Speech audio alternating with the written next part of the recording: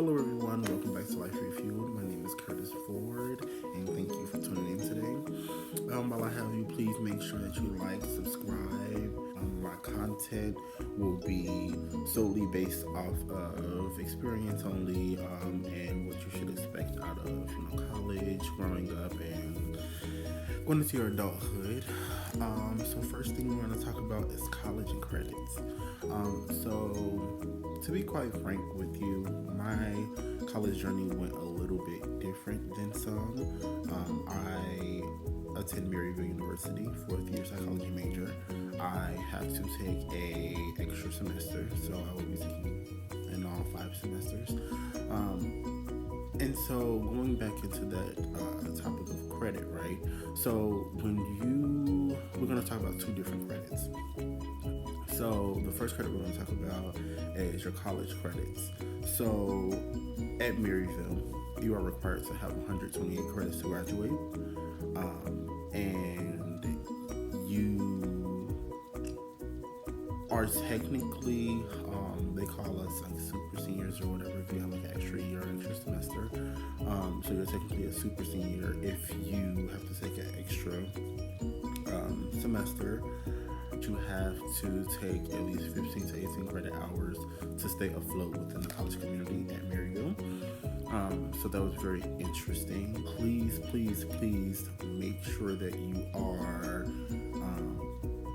communicating with we have life coaches at Maryville. Make sure that you're communicating the amount of credits that you think you can handle, quality over quantity. So when I say that, I mean you're going to get a quality education no matter how long you take. Some may take 3 years, some may take 4, and some even take 5 or 6, and that's okay. But I wish someone would have told me that. So that's what I'm coming to you guys. As far as credits, you want to make sure that you are, let me break it down like this.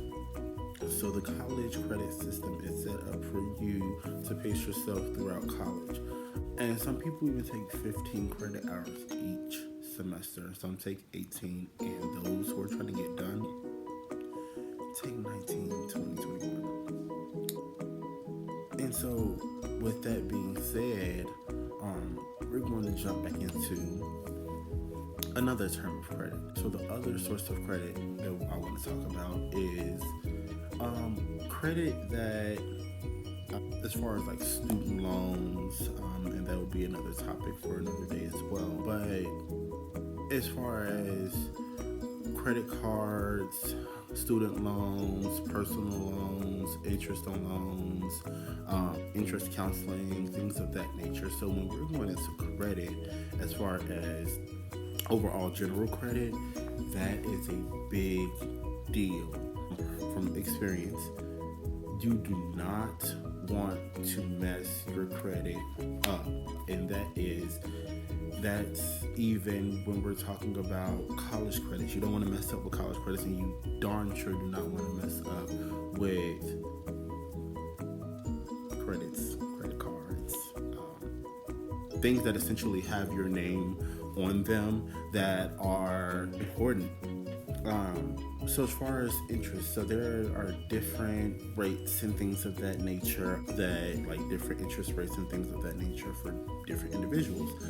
Prime example, so I am a college student. My freshman year, I did apply for my Discover card, which some people may say, okay, why did you need a credit card? I honestly thought that to myself. So the reason why I got a credit card was because I was like, okay, you know what? This is the struggle being a freshman, a college. If I need money, it's there. That's what a credit card is for, essentially.